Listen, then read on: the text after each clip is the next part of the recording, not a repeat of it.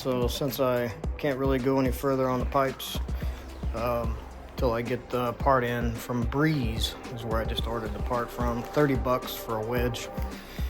I'm gonna go ahead and work on removing this leather-like boot and replacing it with the original Factory 5 one that came with a kit that I never used.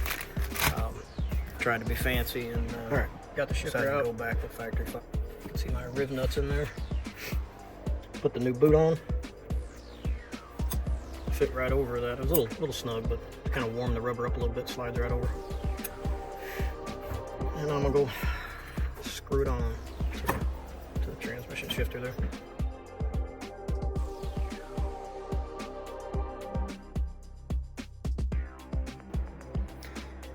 Alright, shifter's back in. I think this actually looks better than